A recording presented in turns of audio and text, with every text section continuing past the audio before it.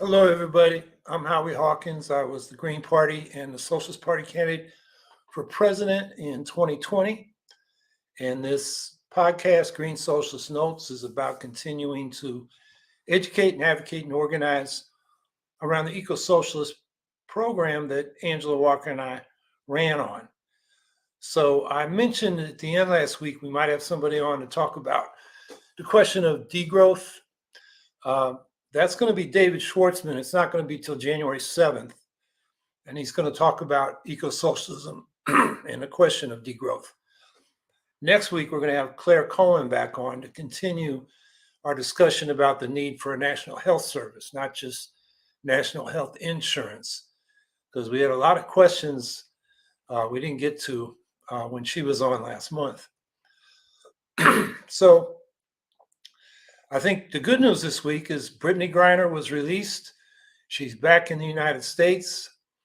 And that's good for her and her family, and just good that she's out. She was sentenced to a long sentence for having hemp oil, or I guess it was hemp oil, and it was just totally disproportionate with the violation, which she said she didn't do intentionally. So it's good to see her out. I think the larger picture is it shows that the U.S. and the Russians are negotiating. They're talking. Russia had pulled back from the SALT talks. I hope that gets started again soon. That's the Strategic Arms Limitation Treaty, which needs to be updated and reconfirmed soon, within a few years. Now, there's been a lot of talk now that it's time to negotiate. We heard that from General Mark Milley, Henry Kissinger. This week, Jeffrey Sachs was on Democracy Now! And we're hearing it from peace groups like the Peace in Ukraine Coalition led by Code Pink. And they're saying, let's negotiate, let's have a ceasefire and negotiate. Now, all this is going on as if the Ukrainians have no say in it, as if the U.S. can order the Ukrainians to stop resisting the Russian invasion and occupation. Now, negotiations, as I said, have been going on, not just on this prisoner swap, but the grain deal was renewed, and there have been ongoing prisoner swaps between the Russians and the Ukrainians. And last week, Biden said he was open to negotiations with Macron at his side, the French president, and he was ready to negotiate with Putin over Ukraine. Putin immediately knocked that down, saying he's not ready to negotiate until the U.S. at first recognizes the territories Russia's claim to have annexed from Ukraine. And it makes you wonder, what Code Pink and the Peace in Ukraine Coalition say now. They said they wanted negotiations, and it was Putin that knocked them down. And they're saying this as they've dropped the demand they had when the war first broke out, which was Russian troops out. They also say no escalation, but they don't criticize Russia's escalations. The conscription, the so-called partial mobilization of 300,000 Russians to be cannon fodder for the front lines. More than that, and, young men left Russia when that mobilization was announced. And there have been 1,000 airstrikes on Ukrainian civilian infrastructure since October 10th. Where is the protest of that escalation from our so-called peace movement? And, when Biden said he would negotiate, he said he'd negotiate in consultation with Macron, who was at his side, and the NATO partners. He didn't say Ukraine. And I'm afraid that, Biden and Macron are representing the sentiment of Western elites that are ready to sell out Ukraine in a land for peace deal, which the Ukrainians won't accept. I mean, the most recent poll we have from a sociological institute in Kyiv found that 84% of Ukrainians were opposed to peace in exchange for land that Russia gets to take, and only 8% supported. So the Ukrainians are going to resist colonization. I think we should support their resistance. Russia wants a ceasefire because it's losing ground on the front lines. but of course, it still has the capacity to destroy Ukraine's electric heat, water infrastructure, and turn winter into a mass casualty event. And in fact, Putin this week on Wednesday, he spoke for more than 3 hours in the Kremlin, and he said openly that Russia is trying to destroy Ukraine's civilian infrastructure, which is a public admission of war crimes. And this is kind of unique. I mean, when the war started, many times over the last year and going back years, Putin has said Ukraine does not exist, should not exist, and basically has said the objective of the campaign, his invasion, is to make Ukrainians who are living there either learn to call themselves Russian or made to disappear, one way or another. It's basically, he stated that the objectives of the war are genocidal, and we see that with all the war crimes that have been revealed when Russian occupied territory has been reclaimed, torture, executions, and the forcible displacement of people to Russia, including, nobody really knows how many, but thousands of Russian children, Ukrainian children, who are being adopted by Russian families and to be brought up as Russians. And, that is genocidal by definition under the Genocide Convention. And then Thursday this week, Putin vowed to continue the war in off-the-cuff remarks after he awarded medals to people who had been fighting in Ukraine while he was drinking champagne. And some say he appeared to be drunk. And this is the first time he's ever varied from the image of sobriety, which he cultivated in contrast to his predecessor, Yeltsin, which was way back in the 90s. It tells you how long Putin has been there. Now, the Ukrainians don't want a ceasefire while they have the Russians on the run. They are ready to negotiate. They have terms. They want Russia to leave. They want it to pay reparations, and they want war criminals brought to justice. And the condition for the Russians, and this is what Putin said when he dismissed Biden's offer to negotiate, is that we're not negotiating until you recognize the territories Russia has annexed or claimed to have annexed. So, where does that leave us? It looks like it's going to be a long slog. Although at some point, I think where we'll get back to, where the negotiations will get back to, is the proposal that they nearly agreed to at the end of March, or at least that's what the people at the negotiating table were close to. And Ukraine offered this. It'd be neutral, non-NATO, non-nuclear, no foreign troops on its territory, as long as there was a security treaty signed by the big powers guaranteeing their territorial integrity and independence. And along with that, there'd be a process for self-determination in Crimea, Luhansk, and Donetsk, the oblasts or provinces that Russia had occupied before this invasion this year. They'd occupied in 2014. And that would involve, internationally supervised referendum after people had time to return and cool down a bit. So, Ukraine was ready to agree to that. The Russian negotiators were ready to agree to that, but it broke down in early April.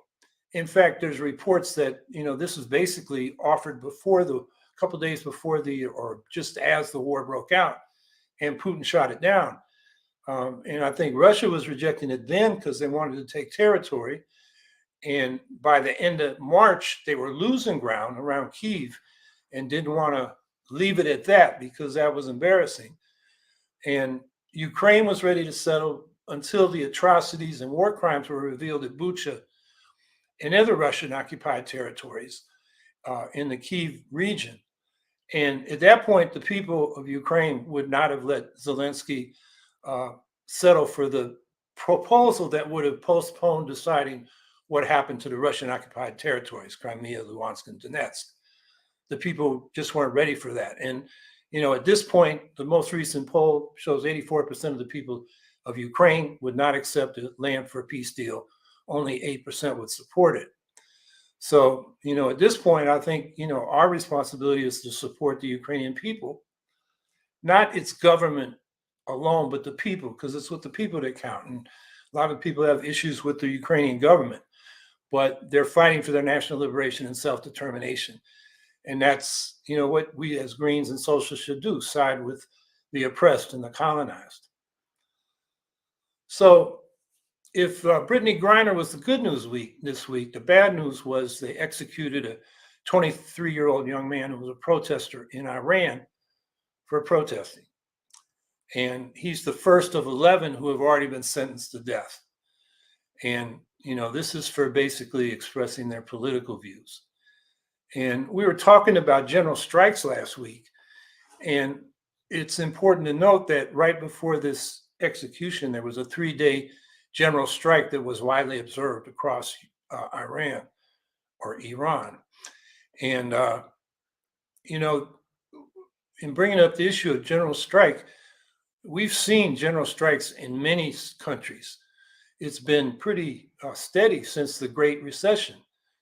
Guadeloupe and Martinique, India, Brazil, South Africa, South Korea, Colombia, Chile, Nicaragua, Thailand, Hong Kong, and other places. And some of these general strikes have contributed to the overthrow of heads of state: Tunisia, Egypt, Algeria, Iraq, Puerto Rico, and Sudan and Ukraine. So this has been going on, and I think it's partly or mainly because the global system of capitalism is in crisis. It's not delivering for the people, and a lot of the governments that administer this capitalist system are authoritarian. So the people have issues. None of these have led to a real social revolution that changed the social system to be more democratic and socialist in form. So, that raises the question, well, what's missing? Why haven't these revolts resulted in fundamental change? And I think the answer is that there's not an organized left that's well integrated with the unions and other mass civic organizations with a realistic program for change that people can get behind. And, why is that? Well, the international left, is dealing with two legacies. One is that Western imperialism, US imperialism, smashed the socialist and secular nationalist movements in a lot of these countries. Just take the Middle East. The US and the UK and Israel supported Islamist organizations against those secular left organizations. And so when the people revolt, there's only the Islamist organizations to turn to lead those revolts. And the other problem is the legacy of Stalinist repression. A lot of people, particularly in Eastern Europe and East Asia, when they think of the left, they think of Stalinism, the communist parties that apologize for that repression. And so it's not an attractive alternative. So, what we're really in is a rebuilding phase to have an international left that is, popular and appealing to the masses of people. And I think that means we need to be consistently pro-democracy, anti-authoritarian, and anti-imperialist. Anti-imperialism of any country, not just Western imperialism. And when the left, or groups that call themselves on the left, apologize for authoritarian dictators because they are anti-US and presumably therefore anti-imperialist, that just pushes popular oppositions to these dictators to the Islamists in the Middle East, and to align with US neocons and neoliberals in East Europe and East Asia. So if we're going to have a left that's effective, we got to be consistently pro-democracy, anti-authoritarian, and anti-imperialist. So I want to add one remark to my what I said last week about general strikes. I said they're likely to not be the first phase, but maybe the response to when a green socialist government or just a reformist government starts making reforms and capital goes on strike. It's not just the workers can go on strike, capital can go on strike. Stop investing, wreck the economy, try to blame the reformers. And what I left out is that the other thing that we got to worry about is the danger of the paramilitary far right, who will use violence to repress a movement for change and even elected officials who are trying to make change. So, and we have to realize that this far right that's got weapons is uh, infiltrated into our police agencies and our military. And I think that's why we need to fraternize with the rank and file of the military and the police. I mean, people say the police. Well, I remember Bobby Seale, the Black Panther Party, talking about how he had friends, mostly in the Afro-American Patrolmen's Association, who he, stayed in touch with and who would tip him off when things might be going down that would hurt the Panthers, and just, for their protection. And then, during the Vietnam War, to give another example, we had GI coffee houses, and this was the peace movement fraternizing with rank and file, who, draftees and who were, going to or coming back from Vietnam.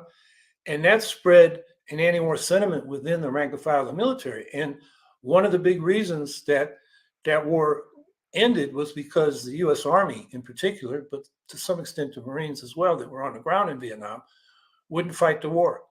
They resisted orders. They sometimes violently resisted, orders from their officers.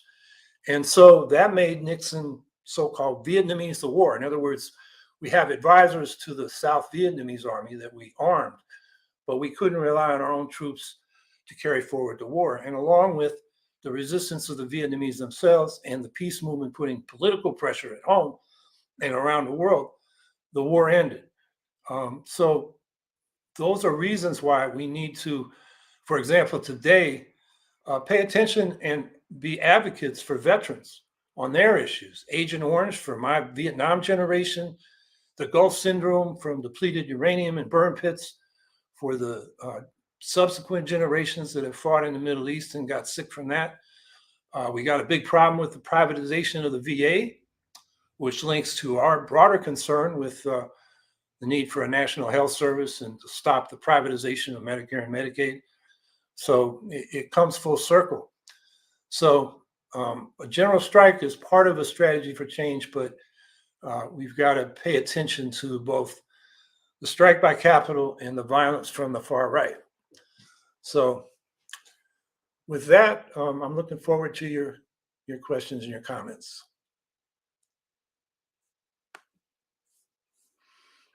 Eric Gray. Chris Hedges consistently mentioned in his interviews how we need to reintegrate these far-right individuals back into the economy. In your opinion, what is the best approach to do this? Well, yes. I mean, one of the reasons people turn to the far right rather than the left when they have grievances is the far right gives them answers. Now, the far right answer is to scapegoat other people, immigrants, people of color, women, gays, and so forth. So now people have these grievances because they're economically aggrieved or at least insecure. Now, the mass base for the far right is more the lower middle class, small business people, people, middle management. They feel insecure, even though they're economically a lot better off than most of the working class, which continues to the extent they vote to vote more Democratic than Republican. So you have to realize that the class base for the far right is primarily that lower middle class, although it does include working class people. And, the fact that these people are looking for alternatives is a problem with our economy. So to reintegrate people into the economy, we really need a different economy, one with an economic bill of rights, including the right to a living wage job. And if you can't work or, can't work full time, the right to an income above poverty through a guaranteed minimum income. And then social provision of what everybody needs: healthcare, housing, education, and a secure retirement. So, to reintegrate people, and it's not just those who've gone to the far right, but, most of the working class is having a hard time making ends meet. we need fundamental economic change, not just some policies that you know to reintegrate individuals into the economy. The economy is not structured to include everybody. Classically, Marx pointed this out. They like a reserve army of labor. In other words, unemployed people who force the employed people to settle for less than they're worth because they're afraid of losing their jobs to those unemployed people. So we need a full employment economy, which capitalism has a hard time accommodating. So that means we need more social ownership and more social provision of public goods.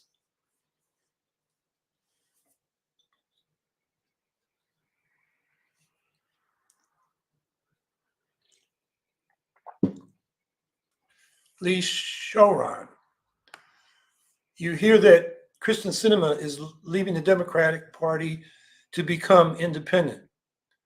Seems more to do that. Not sure what the last phrase means. Yeah, Kirsten Sinema, she ran as a Green back in the early 2000s, and apparently she never registered in the Green Party in Arizona, but she did run. And then, the Democrats said, hey, come with us and we'll get you elected. So she got in the state legislature and from there to the Senate. But she's really been listening to the people that funded her campaigns. So that's why she was sort of Joe Manchin's, buddy in obstructing a lot of the reforms the Democrats and programs the Democrats wanted to get passed. So I expect she'll run as an independent for re-election if she does run.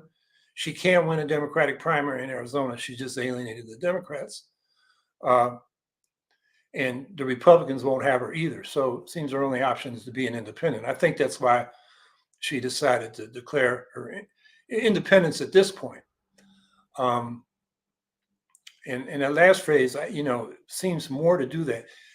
Well, maybe what you mean is more of the politicians are doing that. In the Senate, we got Angus King and Bernie Sanders, who are nominally independent, although they caucus with the Democrats. And politically, in some places, that's more attractive to voters. They want a nominally independent representative rather than somebody who's with the Democratic and or Republican parties who are not popular with the people. So, but I think it's too late for Sinema. I don't see how she can get reelected in Arizona.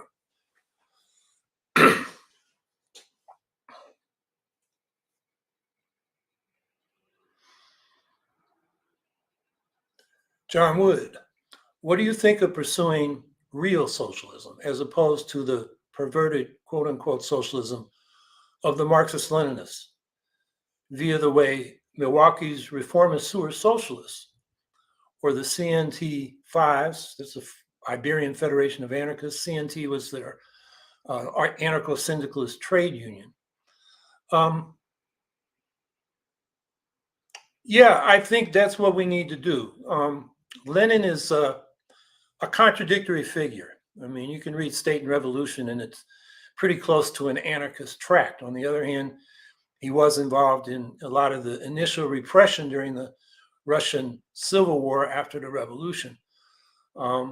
So leaving that aside, I mean, what I'm trying to do is say some Marxist-Leninists are worth working with and others aren't. The question is whether they're authoritarian or not. And I think the sewer socialists in Milwaukee, these are municipal socialists, and they call them sewer socialists because they built public works like sewage, treatment of waste, which greatly reduced disease in our cities. And the socialists were, enormously responsible for that in the early part of the 20th century. The anarchist movement in Spain, the CNT-5, was more direct action than, reform through elected officials. So they were different, but I think you can say both were pro-democracy movements. And I think in our country, given our current situation and traditions, the Milwaukee example is what we really need to be looking at, because we can elect, left Greens and socialists to municipal office, who can uh, make reforms. The public works now would be a clean energy system, a Green New Deal for a city, um, as well as, and that would include, more social housing or public housing, so there's more affordability, um, public transportation, urban design that reduces uh, building, urban uh, built structures around cars and instead around public transportation. Um, so those are things we can begin to do at the local level, and hopefully that permeates up to the state and federal level. The thing that what the FI and the anarcho-syndicalists did in Spain is they were well organized, and they're, the workers and peasants or farmers or agricultural workers who uh, followed them had a really clear idea of what they wanted to do. I mean, down to, what factories and farms will take over when the revolution comes. I mean, they had it all thought out, and they were well organized, and lots of study groups and political meetings where these things were talked through. So they were ready when the fascists moved to overthrow the Republican government. They were ready to seize the means of production and try to have a revolution to defeat the fascists. Um, and that's almost, in the scenario I laid out before about the general strike. Their general strike didn't just strike. They didn't just stop working. They started working the means of production under their own control. And that's really, the next step. But that came after the Republican government, which was a uh, coalition of socialist and uh, more capitalistic parties.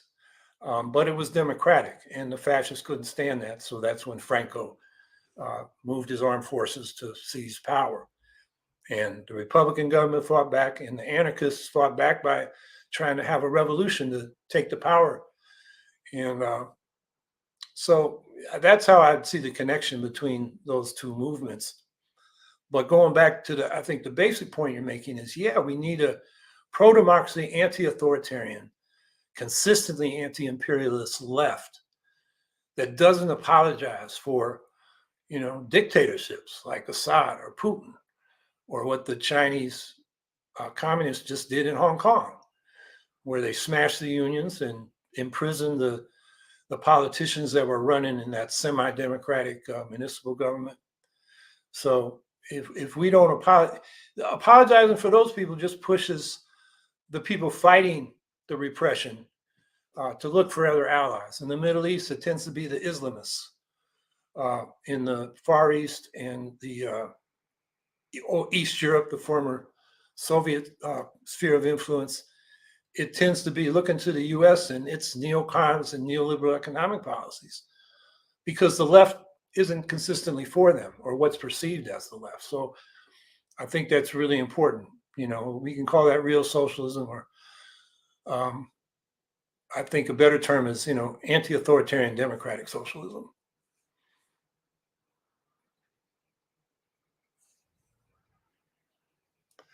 Via email, what do you make of what happened in Peru this week?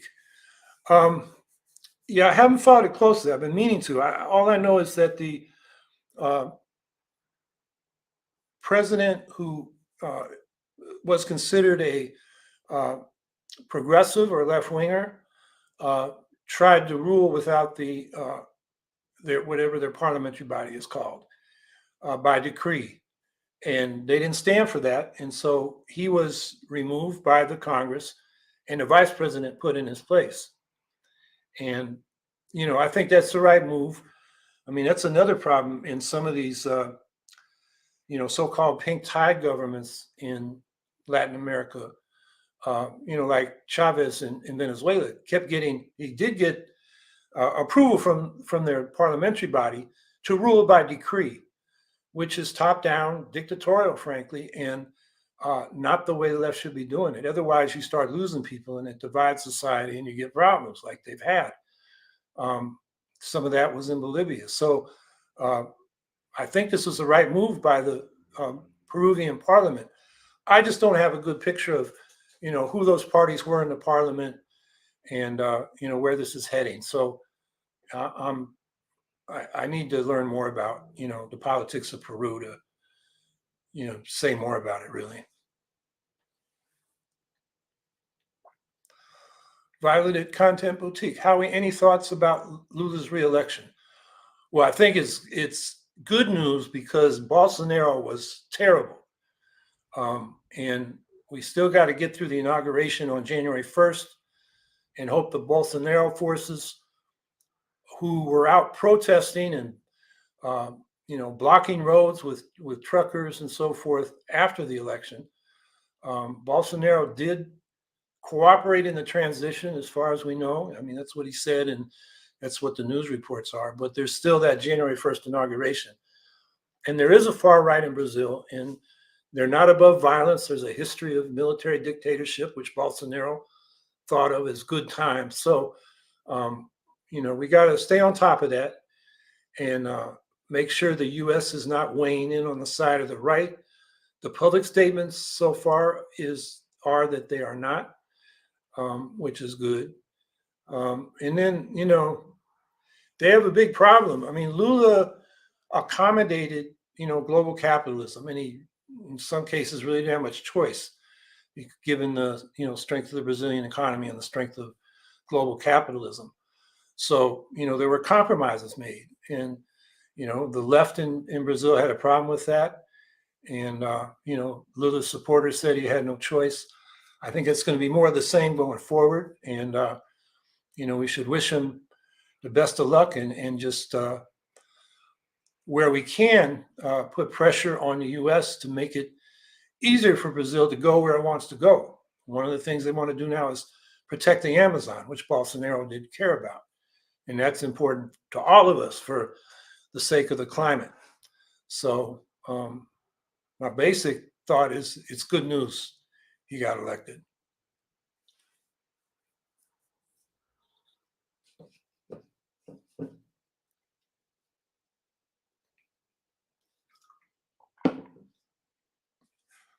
Mitchell Human, is there any changes that you would like to see in how presidential debates are structured, besides allowing in other parties, in order to better inform the population of the candidates?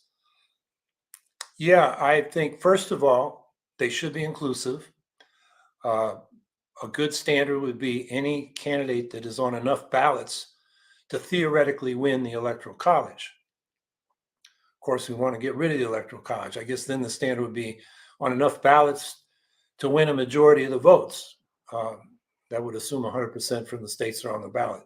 Some standard like that. So you get the candidates that have, are serious and are out there, working to get on a ballot and, have enough of an organization to do that.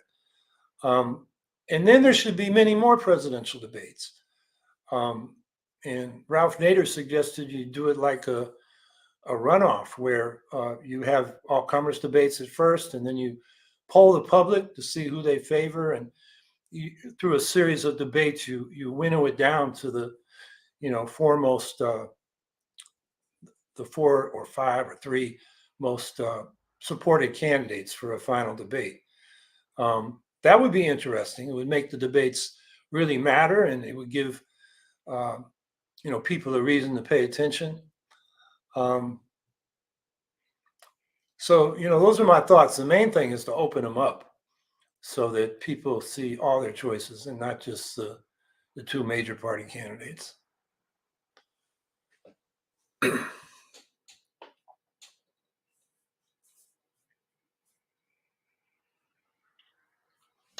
John Wood, what do green housing, homelessness policies look like?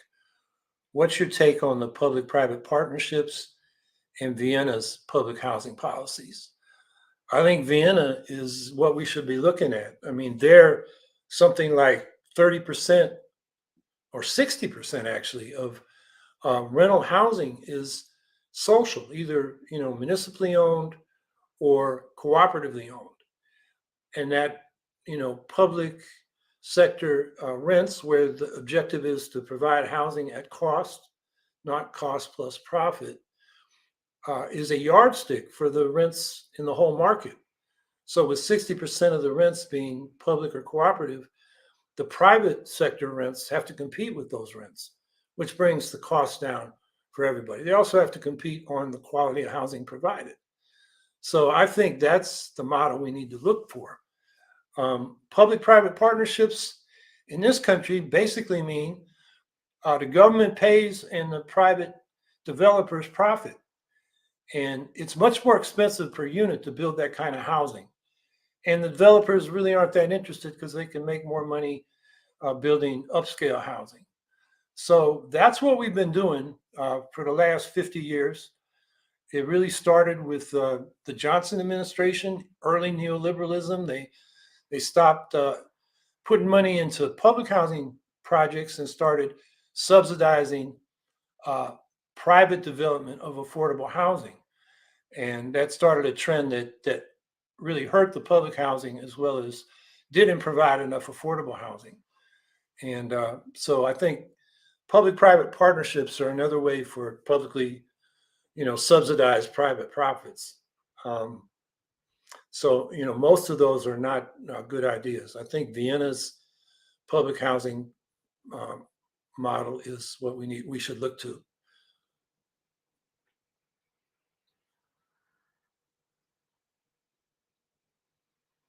Howie, any thoughts on Biden's COVID policy as we head towards what looks like the largest winter wave yet? That's from Jay-Z. I don't know if the projections are not for the largest winter wave yet, but it's for a large wave, and on top of flu and this RSV respiratory illness. And Biden has asked for more money from Congress, and also for a vaccine mandate in the military. And Congress has stopped that. They're not funding COVID, and they've removed the mandate in the just passed military budget, which I could have commented on. It's over $860 billion. It's it's waste, fraud, and abuse all over the place. It's belligerent. I mean, I won't go into a long thing on that right now, but to remove the mandates, which the Biden administration, Secretary Lloyd Austin, Secretary of Defense Lloyd Austin wanted, is basically setting up people in the military for more COVID, and then the COVID vaccines as well as the Paxlovax or Paxlovid, whatever that antiviral that is used to treat COVID is going to be enormously expensive. So people with no insurance or poor insurance are just not going to be able to afford it. I'm trying to remember the numbers. The antiviral Paxil, whatever it is like thousands of dollars per treatment. And if you do get hospitalized with COVID, it can be hundreds of thousands of dollars. The vaccines, I can't remember what the costs are going to be, but they're not free. They're not going to be free like they are now. And that's terrible public policy. So, Biden's COVID policy, I think on paper it was good. But where is the public campaigning? Why isn't he using his bully pulpit to, make a big deal of this? Because it is a big deal. A lot of people are going to die because they're not going to get vaccinated. They're not going to get treated on time. And, there will be, there is a surge developing. It's mostly now in the South and the West, I believe. But a lot of people are going to die. And the administration's kind of quietly let this go. They just haven't made a big public issue of it. And that's a problem. Amy L. Sachs. State of Oregon is advising people to mask again as hospitals are choked with patients. Advising, not demanding a new lockdown. Democrats are useless. Yeah, that's what we're getting here in New York. They're advising the schools to mask. Most of the schools are not, although they're sort of encouraging the students and teachers to mask, but it's not a requirement. And it's kind of a way of it's trying to avoid controversy rather than trying to do what's the best public policy, best public health policy.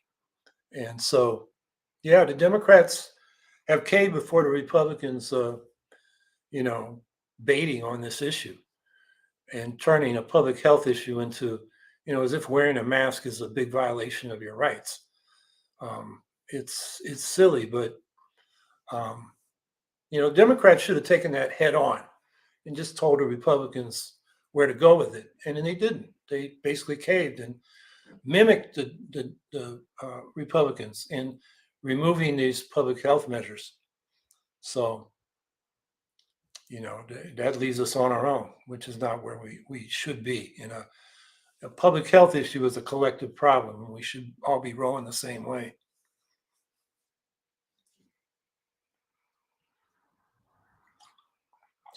Violet Content Boutique. Remember when they sent COVID cash to the police departments a few months ago? What the F was that? Um, that's right. They had excess COVID money, so they used it to fund more police. And again, that is pandering or caving to the Republican campaign talking points instead of taking them on and fighting back. And that's why the country keeps moving to the right, because the Democrats keep trying to accommodate the right rather than fight it. And so we end up with more police instead of more social services, relieving the police of uh, things they are made to do that really should be done by other people in the social services. And it's not improving public safety. It's just improving the size and bottom line of police departments.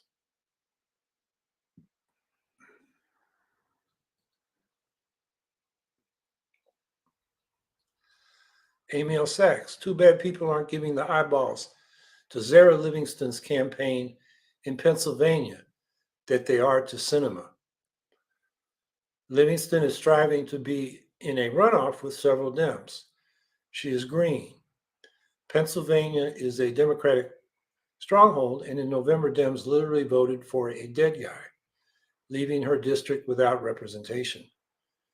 So now there will be a runoff, and the press is ignoring Livingston just as they did in the early election. I'd link to her campaign page, but the link is broken. I'm not familiar with this race. You said she's running as a Democrat, but she's a Green. I'm not sure you can do that, really. I mean, I think one of our principles should be independent political action, independent of the two corporate parties. Yeah, her district voted for a dead guy. That happens sometimes.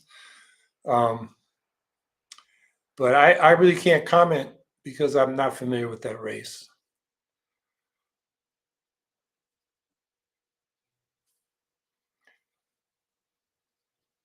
Luis Raudalis. I hope I pronounced that right.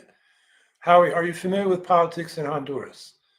A leftist government was elected, removing the right-wing narco government that had been in office for 12 years. I'm curious if you have any opinions. Yeah, Honduras is one of the most egregious examples of imperialism and regime change under the Obama administration, where the current leftist government, last name is Zayela, I think I got that right. This is the wife of the guy that was overthrown. And he was overthrown because the oligarchs in Honduras didn't like the fact that he was raising the minimum wage, and the US government under Obama, pandering to the big businesses that do business in Honduras, backed what was really a coup. In fact, how did it play down? He was, I guess the Congress or the parliamentary body removed him from office and then grabbed him in his pajamas and threw him out of the country one morning. So it was a coup. And Secretary Clinton under Obama and the Obama administration said, yeah, it was constitutional as far as we're concerned. In other words, they backed the coup. And in came this right-wing narco government. That's what it was. Corrupt, repressive, violent, and it just created a mess of Honduras. So I know Zayela, I'm not pronouncing the name right, but it's something like that. Um, you know, uh, his wife is now the president, and I haven't followed it closely. I'm sure they have to deal with the right wing party still in the parliament, but I'm sure they're trying to go in the right way. I can't remember specific policies right now, but they were generally progressive, and I'm hoping uh, they're able to stay in power and get some good things done. The name is Zelaya. Yeah, Zelaya. My Spanish pronunciation's not good, but yeah, that's the name. And the husband was thrown out. The wife won the re-election or the election 12 years later, and hopefully that puts Honduras back on a more progressive track.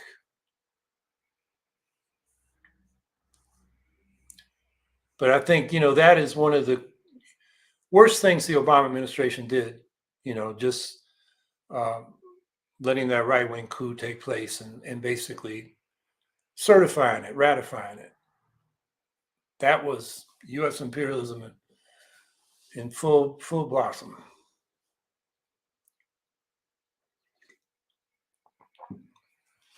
Okay, so Sarah Livingston is running as a Green in Pennsylvania. Okay, well that's good.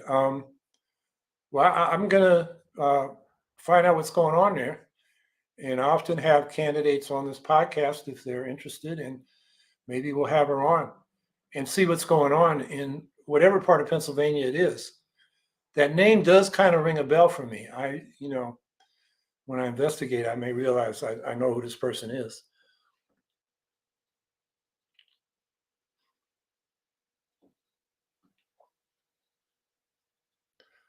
Mitchell Human. How can our youth make changes in the youth voting movement? 16, making the minimum voting age 16 years old. Do you think that the change is possible within our government, or would it be too difficult to pass through the government? No, I think that's definitely possible. A number of countries have that. I believe Brazil is one of them. And I think the way to get this going is to pass it at the local level and then the state level. And when it becomes kind of normal at that level in a lot of places, then it becomes possible to change it at the federal level. And I think it's a good idea so that, young people who do want to be involved are frustrated that they're not taken seriously. And those who are not involved don't get involved because they say, I can't vote. So, that's an age when people, should be beginning to think about their role in society and in the civic world. And it should be integrated into the high school curriculum so that, civics, how government works should be part of that curriculum so that it's a practical thing. And, you know, to develop that at an early age is good because then people become lifelong citizens who become, better educated and experienced as time goes on. But, if they wait till they're 30 before, they decide it's time to start voting, they've lost, 15 or so years if we change the voting age to 16. So, and youth can get involved because by, speaking out. I mean, if their future's on the line, for example, with climate change, and they should be demanding that they get a say in who is making climate policy.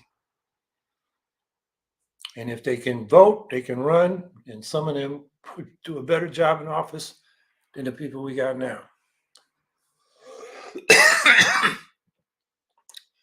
The Green Party US just adopted a platform plank to lower the voting age to 16. Good. I didn't know we'd just done that. I thought that was already in there, but it's in there.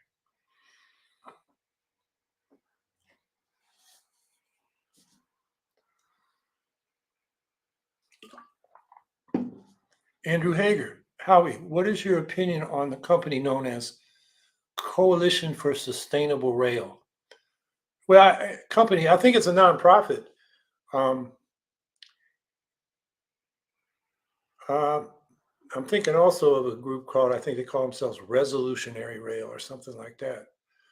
Um, so I can't comment specifically on that organization, but I will say, rail should be sustainable on its own terms, and it contributes to a sustainable society because it moves freight and people with much more energy efficiency, um, and it's easily electrified, which can be powered by renewable, wind and solar. So it's definitely part of the solution to the climate problem and environmental problems generally, and also to our problems of urban design, where we got sprawl because we're so dependent on uh, personal vehicles and uh, delivery trucks and the freight shipping on the highways, um, and that is it's a poor urban design for democracy and community. So rail has an enormous role to play. I mean, there was a time 90 years ago, around 1930, when in most of the country, all the small towns and big cities and in between cities were linked to each other by uh, interurban rail, narrow gauge rail that was affordable, convenient. And then the big railroads linked the big cities. The freight moved on the rails. Um, in Syracuse, where I live at, and right behind me is it's over here. That map there, I'll just point to it. Yeah, that is a map of the trolley system in Syracuse in 1903. And the whole city was linked by trolleys that ran every 15 minutes at a price that working class people could afford. I'll leave that map. I don't know if you can really see that map. Anyway, all over the city, you could get anywhere in the city on a trolley. Conveniently, the whole city was interlinked. And it got torn up, as between the 30s and the 50s, as the city became dependent on the automobile. And so that's something we had done over 100 years ago and could easily do again. So I am a big fan of rail at every level, in inner city inner city light rail, intercity interurban rail, and high speed rail between big destinations, which would be more convenient and just as fast as getting on an airplane, particularly when you take account of parking at the airport, getting into the airport, waiting for the plane. You spend, in these intermediate distances, you spend less time in the air than you do hanging out at the airport or getting to the airport or parking or getting from the airport to your destination. With rail, you can get right into a city. And then if you have inner city rail systems, you can just transfer from one to the other and get to your destination. So we could do a lot better with transportation, and rails are got to be at the center of that. And given that we're just coming off this almost rail strike over the contract, Congress imposed the contract on the rail workers. They didn't get their sick days. They don't have any sick days. They're on call. They have to be at work within 90 minutes. They may be on a shift that lasts a week. They can't have a personal life. They can't have a family life. That was their big demand. And Biden just shoved this down their throats. Now the demand, there are demonstrations going on today that Biden pass an executive order or write an executive order to extend 7 days paid sick leave to the rail workers. Most of the rail companies have lots of federal contracts, so employees of federal contracts, except for rail workers, have to be given 7 days paid sick leave every year. And that executive order comes from Obama in 2015. But in that executive order, he explicitly excluded the rail workers. So Biden could correct this right now. And if he doesn't do it, it just really tells you where he's at. Because, he knows it's been brought to his attention, by the unions, by the rail workers. And so far, he's ignored them. So we'll see.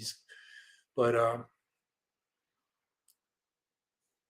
that brings up, the fact there's a cross-union, cross-craft caucus among the 12 rail workers unions called Rail Workers United. And they're saying, what we should take away from this contract fight is that we need public ownership and workers' control of the rail systems. So they operate in the interest of the workers and the public, rather than the bottom line of these corporations who made over 80 billion in profits last year. Providing them all with sick leave would be 688 million. That's less than 1% of their profits.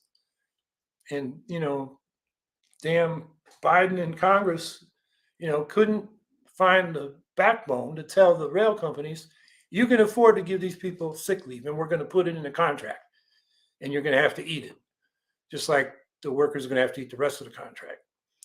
And they didn't do that. So, rail is an issue, and it'll be interesting to see how this develops going forward. Frankie Lee, how should the government be allowed to be de facto scabs in dictating that workers give up their rights? Or should the government be allowed? No, it shouldn't. There were solutions to this.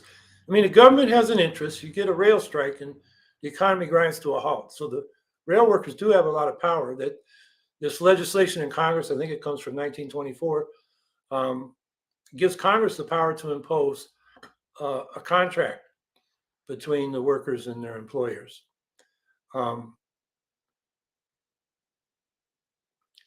And, you can debate whether, that's in the public interest so the economy isn't come to a grinding halt. But the problem is we got a government that's not a government. It's not a workers' government. It's a corporation's government. And that's why we get such a bad deal for the workers. The government, the scab part would be if the workers actually did go on a wildcat strike, they'd mobilize the National Guard to run the railroads, which would be a damn disaster because they don't know what they're doing. So the government could be scabs or have their people be scabs. But in this case, they just imposed a contract. And if the workers went on strike anyway, and wildcat strikes, if they were union authorized, the unions they'd fine them till they were broke. And if the workers did it, they'd be fired. So they'd be out of the job. So they're really not in a good position to do wildcat strikes without, unless they thought it would provoke a general strike, which seems unlikely at this point. So they're in a hard place. So about the best we can do is demand that Biden write this executive order that people are out demonstrating for today. Give the workers 7 days paid sick leave. John Wood, Albuquerque made its transit free this year. Do you think this will help change people's perspective on public transit and encourage people to take it? Yes, I do. And I think that should be a demand that we make all over the place. And, make transit part of the public budget, not something that depends on user fees. And the people that don't use transit will whine about it. But those of us that don't have private cars aren't whining in an organized way about the fact that we pay taxes for roads. So everybody pays taxes for transportation. And public transportation should be free just like the roads are, for the most part. There are toll roads, but they're the exception.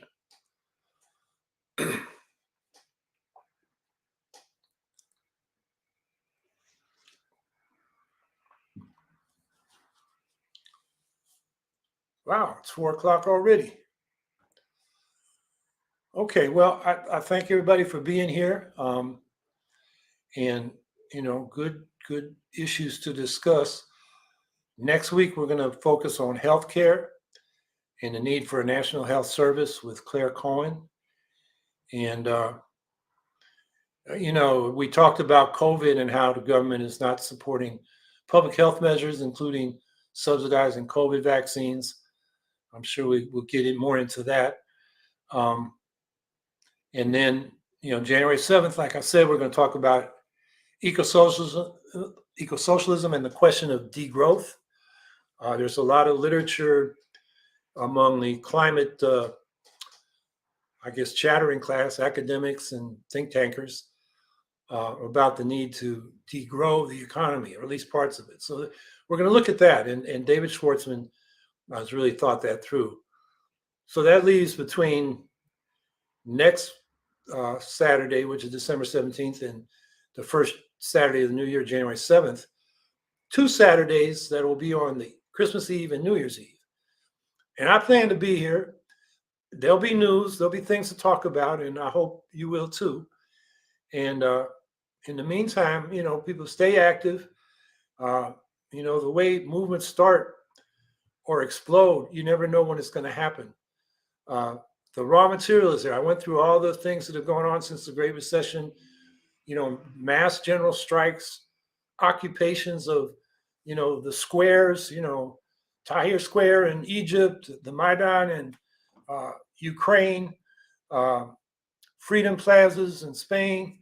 That has also been going on in conjunction with these general strikes. We're in a time of, massive social upheaval. And we got to be ready when it, hits the United States again. We had Occupy, we had the George Floyd, Black Lives Matter protests, but they kind of petered out because there wasn't a clear direction. So, we need to be in a position where, we can say, here's what we need to do.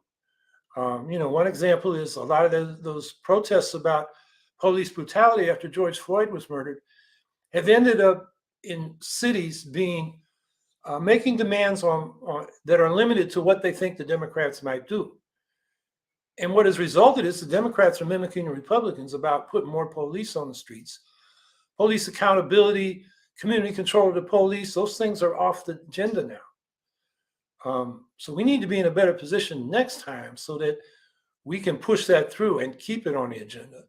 That means we need to run our own candidates and not, rely on the lesser evil Democrats.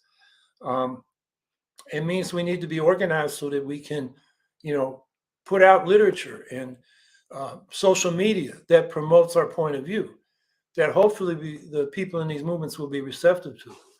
So that's all to say, keep organizing and, get your local groups well organized and, add to them one person at a time. That's the best way to recruit. You're not going to, except in, certain circumstances, you're not going to get a flood of people, but you're going to bring in people by one-on-one communications and persuasion. So, keep at it. And all these so-called objective conditions are there for, fundamental change. And sooner or later, we're going to have our opportunity. So let's be ready. And so with that, I'll see you next week.